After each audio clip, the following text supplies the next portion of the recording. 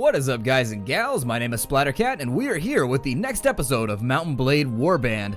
In the last episode, we had signed up to do a bunch of quests, actually, and roped ourselves a good amount of experience. We need to level up Matheld, so let's do that first. We just go to her skills menu, like so, and I want to get her up to 12 strength so that she can equip, like, plate mail and all that good stuff. And once she's there, you want to kind of give designated roles to each of your party members. I think Beheshter is going to be like our Wilds Hunter type guy who does like pathfinding and spotting, tracking and all that good stuff, looting. She's probably going to be a warrior, and I think maybe, yeah, I don't know. I think maybe down the line we'll pick up somebody else to be a doctor for us, unless my character ends up doing it. I'm going to give her Power Strike for now. I'm going to focus on HP later on. And unfortunately, one of the big problems I think with some of these guys is that they can't really get the high weapons proficiencies that I'd like. Every level, they're only going to get like 2 or 3 points, so at a level like 24, they tend to be much lower off with their weapon stats than you are. I don't know if they level up the same way or how that works. Haven't really paid attention to it. I've played the game a lot, but there's a lot of little intricacies that I've never really taken notice of. Let's go to Rivacheg first and see if maybe we can dump off some of these hostages. Travelers, I don't know why there is such a shortage in our game of ransom brokers. It seems to be one of those undying problems that never seems to vacate our general premises. Now, there aren't a whole lot of sea raiders up here, which puts me in the unenviable position of having to go down and fight with taiga bandits. Not tiger bandits. If the bandits were tigers, I don't think I would get involved because tigers are scary as hell. And while I do want to pet them and scratch their little tiger cheekies, for the most part, I wouldn't mess with a tiger. I mean, I get scratched up by my cat all the time, and she's like barely up to my knee.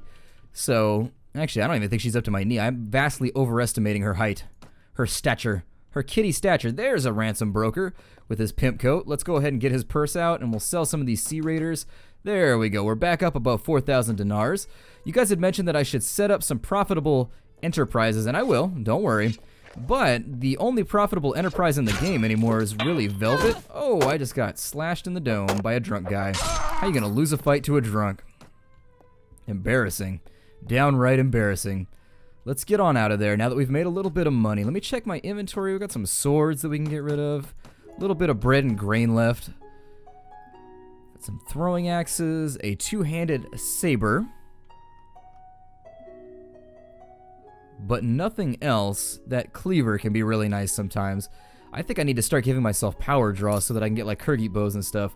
But let's go find some guys to fight with so that we can actually get some armor and some weaponry for our new party members.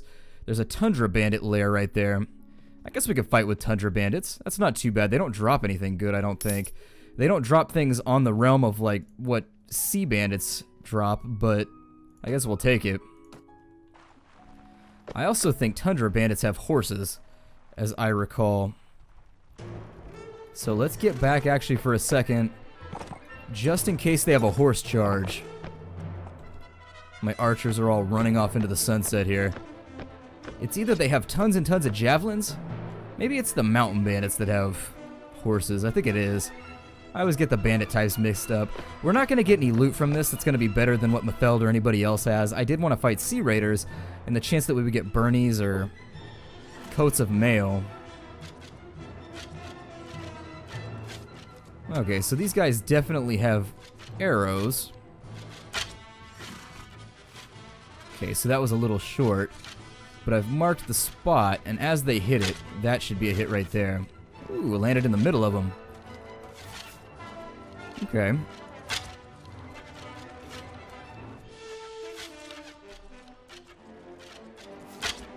Start aiming a little bit lower, although I still think that was a little shallow. And at this point, you can see the benefit of having archers with you. They're actually going to start whittling people off super fast.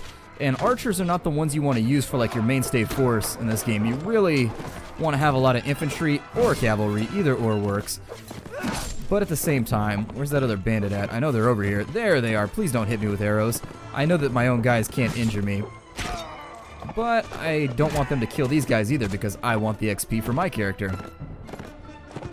We'll leave them in formation, and I'll see if I can ride this guy down before he hits the edge of the map. I do have a mod that puts a map up in the top right corner, like a little mini-map for your battle situation. Oh, they got him with an arrow. Well, congrats for you. That's a pretty long shot. Let's grab some of those lances and those shields. Yeah, there's absolutely nothing here of value. Which is very, very unfortunate. Let's head back up this way and see if we can maybe find some Sea Raiders. Although destroying their base is going to have the negative effect of pretty much expunging them.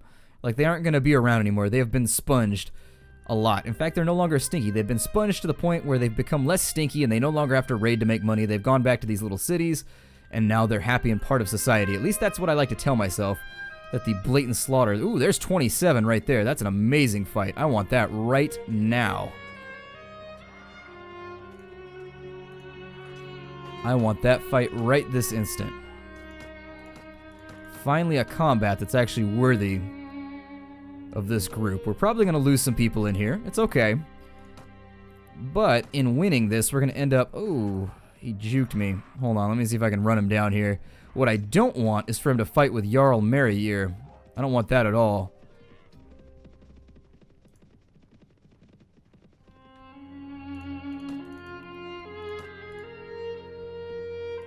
I'm gonna say, I think that might stop him. Damn it. Well, this means we have to share the glory with his idiotic troops. That really is a giant frustration for me, because this very well could be the last group of Sea Raiders on the map for now until their bandit hovel comes back. I say a hovel because it was basically just like a cave with some boats by it. Put my archers down here in the back, and we'll start taking some shots. Hopefully we don't eat an arrow or anything of that nature. They're all going to have shield cover, so the best you can hope for against Sea Raiders is just to damage that shield a little bit, so that when they get into melee combat, their shield is potentially broken. And now they're throwing things at me, so as I learned during my time playing in a band, when things start throwing through the air, if they start throwing things at you, it's probably time to exit the stage. He did hit my horse for a lot of damage right there. Let me see if I can stick with some of these guys in the back. Ooh, I was premature on swinging my swing there.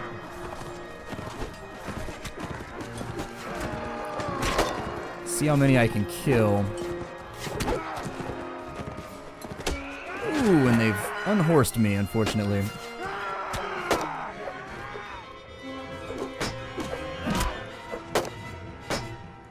Looks like we've got a full-scale route going. And since I don't have a horse anymore...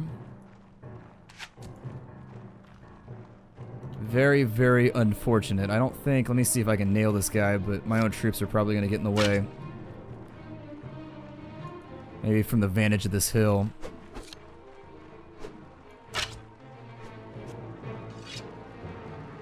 Yep, he's gone. Well, let's hope that our troops did the majority of the damage. And if they did, we should end up with the majority of the spoils, I think. I don't know if it's done by who fields the most units or by who kills the most. I'm pretty sure it's done by who kills the most, though. The few times that I've gone into major battles and just gone in by myself and put my guys off in the corner, I've never been rewarded very well, so my assumption is that it goes by who kills the most. Lost a couple guys. We lost a warrior and a footman. We did get some reputation with Jarl Merryyear. Some more captures. Hey, there's a male shirt. But we need a female shirt from Atheld. But those extra shields right there, let's get rid of some of these whack armors and grab some of those shields, because we are going to want to give one to Beheshter. Beheshter is hit level 6, so we'll get him level 2. And he's going to be our agility/intelligence guy.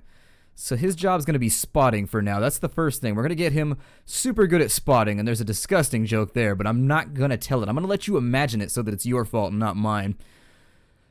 Now, if we're going to put him into a heavy intelligence build, it's going to mean that he's not going to be able to use very good gear, so I think I'm going to build him to be kind of a sword and board type of guy. Let's give him the mail shirt. Can he use a bow? Oh, he can. Very nice. I didn't know he could use a bow.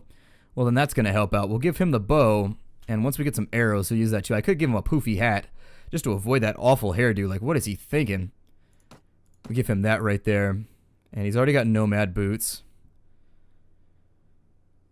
Maybe just give him like a Nordic shield so that he's got something to get behind when the arrows start flying. Oh, I've got Nordic helmets. Well then, maybe I'll just give him a Nordic helmet and he'll look like everybody else. Our troops are looking sort of uniform at this point. Who leveled up? Let's have a look. So we've got some more veterans that have leveled up. Nobody made it up to Housecarl status, unfortunately. Continue upgrading the few Nordic archers we have. I don't know if they're like the remedial students, like the guys from Rodox just make fun of them all day. They're like, ah, you can't shoot. Making them feel all bad. They got low self-esteem. They just can't do anything. Sitting in their tent crying all day. Rubbing their recurve bows against their eyes. There's deserters right there that we could preferably annihilate and take their desserts. That would be kind of amazing. Oh, Matheld says, do you hear that? Must be the crash of waves on the headland. We must be near Gundig's Point. Tell me more. You haven't heard the story? When Gundig Harrybreeks came to Calradia from Nordland, he planted his banner on the headland and said it would remain there until he recaptured his inheritance. His inheritance, he called it. Gundig believed that the Skalds who told him that the Emperor had bequeathed Calradia to the Nords, when in fact he just gave us a small strip of land along the coast so that we would crew his galleys. The Skald's tales at least gave Gundig an excuse to raise a warband. Not that we Nords ever need an excuse, mind. He sailed across the sea, rallied the Calradian Nords to his banner, and marched on the rock of Rivacheg. The Vaegirs killed him and threw his banner into the surf, but the Nords keep coming, and someday all of Calradia will be ours. So those little conversations happen. They give you a little bit of a background and a lot of the guys that'll be following you, or the ladies that'll be following you while you're out and about. And I think some of the backstories are pretty good. Unfortunately, that's all you're ever gonna get. Like, it's pretty rare that you get anything else from your troops. I don't think it's quite time to go back to base yet. Let's see if we can find a few more fights while we're out here. I do want to level up and maybe take a few more captives. A few more skulls before we cut and run. I don't see anything up in there, so we'll do the big loop down here into the fort. Wait, what was that right there? Was that... Ooh, that was bandits. Let's fight 32 Tundra bandits. This fight could actually be a little sketchy. However, we may capture them, and in which case I think they're worth like 100 apiece. Oh, my horse is dead. They actually killed my horse in the last fight. I was wondering why I was moving slower. Well, that's something we're going to have to deal with. Let's maybe think about setting our archers up catacorner in this one. Come here, guys. You get up on this kind of hillock right here. You pillocks man the hillock. There we go. I knew I could make it rhyme. I was thinking about it. And I was like, I'm pretty sure I can make this rhyme. Maybe get some freebie shots in before they get here, because the numbers are close enough that any kill we can get before they close ground with us is going to be a benefit to the fight. Looked a little shallow, but I think that one right there should get somebody. Maybe not. It's kind of firing into the blob now. That one seemed like it weaved in between everybody, unfortunately. Kill counts are looking pretty good at this point. I'm gonna step back just a wee bit. Let's go ahead and alleviate our archers' concerns, because they are getting skirmished with now by leading the charge, and we gotta find ourselves another horse. This is gonna be a large-scale problem for us, since we are the only cavalry that we're fielding. Almost said cavalry. God, two completely different things, cavalry and cavalry.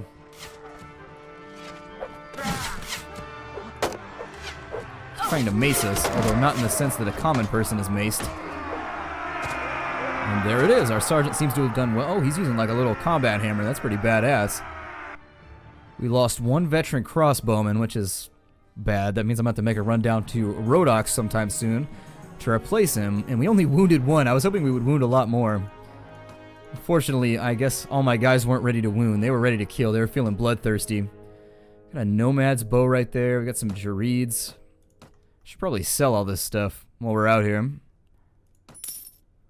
There we go. 250 silver from that one. A lot of experience distributed to everybody. We should see a great deal of upgrades, actually, after that one. Let's talk to the ransom broker. Get rid of some of these guys to replenish the funds that we're losing each week. And so we've been breaking even over the last couple weeks, but we're not actually making any headway with our monetary situation. It may be because my troop is too large. I'm actually maintaining a fairly large garrison at this point. Let's unload some of this stuff, and I think this should actually be the key. Yeah, to breaking that 5,000 barrier, so we're almost there. We're getting closer. Let's see if we can maybe find a cheap horse.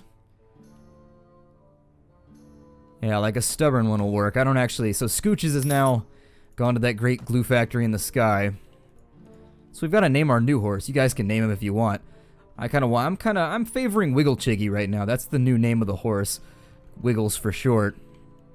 Or Chiggles for short, I don't know. Wiggle Chiggy seems pretty nice though. That seems like a good name for a horse, although it has a lot of syllables, so you might not be able to holler it in battle quite as loud as you might like to. 28 Sea Raiders down here. We're actually going to bulldoze them too. Let's upgrade these veterans. Not a single one of our veterans became a house call. Disappointing. However, our troops are largely moving up the tech tree pretty quickly. Let's save our game, as it's been maybe 30 minutes since I've done that last, and then we'll jump on these guys. And as they as they wiggle and squiggle and try and get away, we will just thrust our blades into them. I kind of like this spot right here.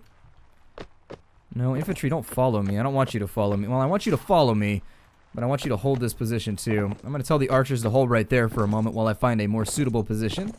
Namely, right here in front of the tree line. I like this spot. I'd also prefer that my infantry collapse a little bit, so that they form a little bit of a shield wall so that nothing kind of sneaks through and robs me. What is this guy over here doing? What are you doing, man? Step back. Got a suicidal sharpshooter on our hands.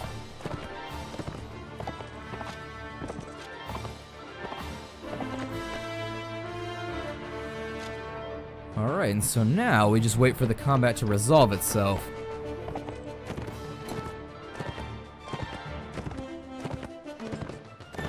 Maybe peek over the hill. Our horse feels a little bit slower than the others. Unfortunately, we got to put him in like remedial horse classes or something, because he is a lot slower. I had a friend that got put in remedial classes one time, even though he wasn't like slow. He just had dyslexia. And back in the day, instead of diagnosing you with dyslexia, they put you in the remedial classes so that you felt dumb. And he said it was actually pretty awesome. They just got to watch like Disney movies and stuff all day. I mean, aside from being embarrassing, he said he did get to watch a lot of movies, so that was a plus. Got to hang out with crayons a lot longer than the general high school population got to as well. Oh, and now I've stabbed you, and you've tried to stab me. It's okay, though. I don't blame you. When someone tries to stab me, I try to stab them back, too. It's the circle of stabbing. They don't talk about that one in The Lion King. It's too negative. They want to draw light to the circle of stabbing. But it does exist. It is a thing. It is a force for the evolutionary process. Okay, so we lost a... Oh, I thought I lost my sergeant. I was like, no! Sergeant Stubbles, why? We lost a warrior. That's not so bad.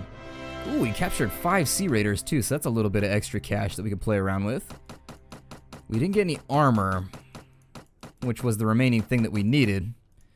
Let's take our remaining 7 minutes or so, and what I'd like to do there is we're going to hit Sargoth. We're also going to hit Tyr.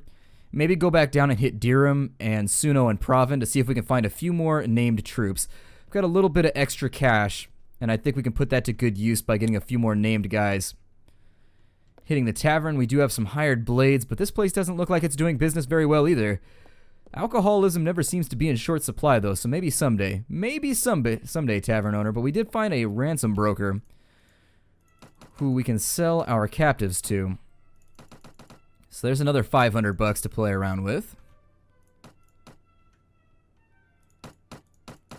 We'll sell all of this gear since we have nobody to give it to. And so I think we made out about 900 over there, so the bandits actually caused us to make out like bandits. We could grab a Bernie. Some mail mittens might be nice because they add to your body armor, but I don't really like the Serenit Elite armor. I don't know why. It just doesn't... My favorite armor in the entire game is actually not even in this. In Florist, there's armor that the Vaegirs have that's really cool looking. Like it has furs wrapped around it and it's all bulky and crazy like Warcraft looking. I think that's what it is. Warcraft and Warhammer have the same thing where like the bigger your shoulder pads are, the more badass you are. And that armor has really amazing shoulder pads, which causes me to buy it like every single time. I forget what it's called. It's got like a name with a lot of S's and A's and E's and R's. It's hard to pronounce. Check this tavern. some caravan guards. They're crossbowmen, and I think they also come with a horse. Although I don't recall. I'm almost positive they do, though. Up here we've got Imara, or no, Clethy. We don't want Clethy and Ramoon. Clethy, like, nobody gets along with her. She's basically AIDS for your group. Everybody is just more unhappy for her being around, so we're not going to bring her along. She's also got, like, that Rupert Grint redhead thing going on. Let's see. And given the light of recent, well, not that recent, but South Park didn't do a whole lot of favors for gingers. I'll just leave it that way, and apparently that whole syndrome has affected Warband as well. Let's speed walk, and I like to imagine that everybody's power walking like those goofy guys on the corner. You ever seen somebody like power walk? Or like speed walk competitively? It's pretty goofy looking. That's how I like to imagine all my guys are walking whenever they move down, and I'm holding down control and space at the same time. Mercenary cavalry are the upgrade of caravan guards. They're the next ones up the chain. I don't think there's an upstairs parlor here. Yeah, there's just a door there. Nobody here that's going to help us out either. I'll take a look at their armor supply, though, because I am on the lookout for like a plate mail kettle helm or something. They don't have one. Let's swing over to Provin and see what we can get from there.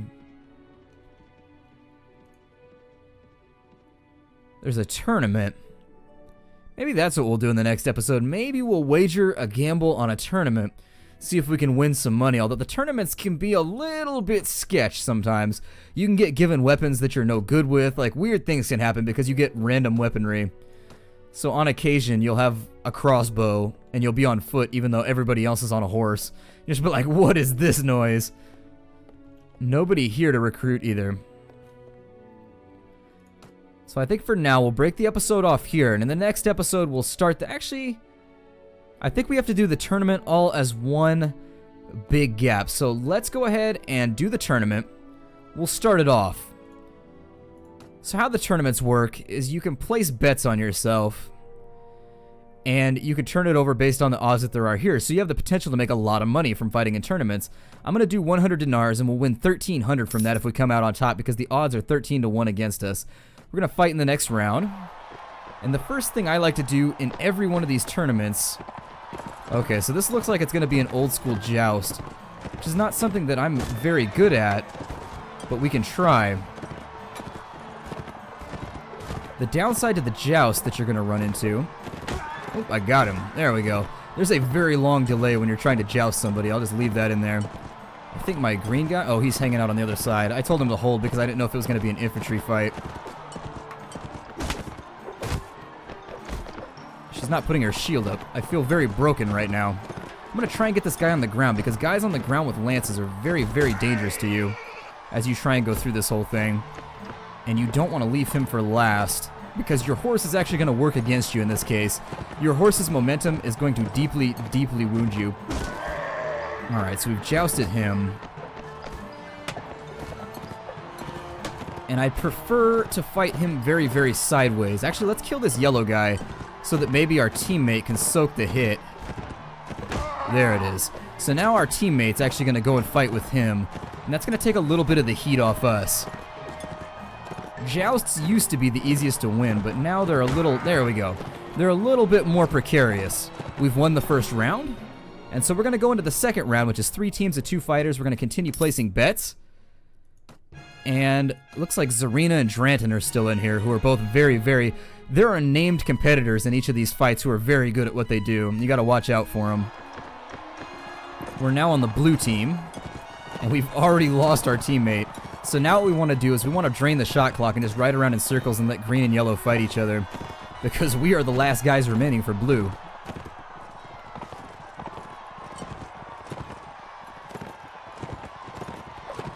Missed that stab right there. It's because we don't have a lot of polearm skills.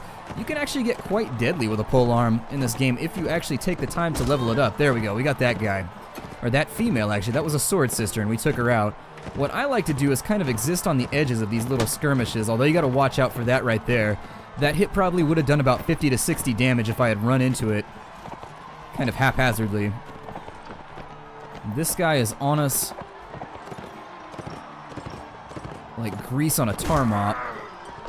Ooh, we almost ate that one. That was so close. I was like, go, horsey, go. Get me out of the way of that lance. Oh, no, I've made a mistake. I should have gone after green. So now we have a battle of wills kind of thing going on here. I should probably... Well, I don't want to unhorse them. I do want to destroy their shields, though. So this is taking on kind of an FTL bent. I just want to make sure that I'm still dealing damage to them, but they're not dealing damage to me. And they are trying to couch me with their lances. You see how they're not actually taking any stabs at me? That's because if you ride forward long enough, your lance will become couched. So right there, they're actually going to take some swings.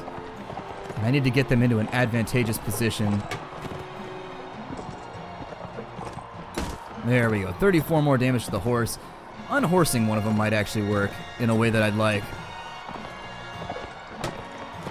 So if you think about it, jousting is kind of like the drive-by practice of the medieval ages.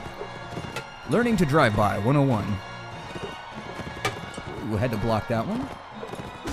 They almost couched me right there, and the worst possible thing that could happen at this moment is that I might potentially...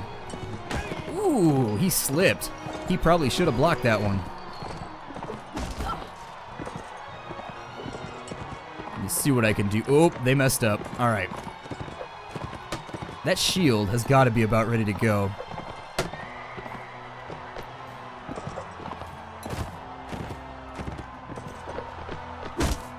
How my horse received 10 damage from that weak hit, I'm not really sure, but we'll take it. The other problem is these turn into circle strafing fights. I do wish the AI was a little bit smarter. Can I couch this guy? I'm going to try. There it is. Fantastic. So I think this is where I'm going to break off the episode. My name is Splattercat. Thank you for joining me here. Hopefully in the next episode we can win this tournament, get ourselves some honor, get some acclaim, and just be superheroes down here in Swadia. See you guys next time, and take care out there, everybody.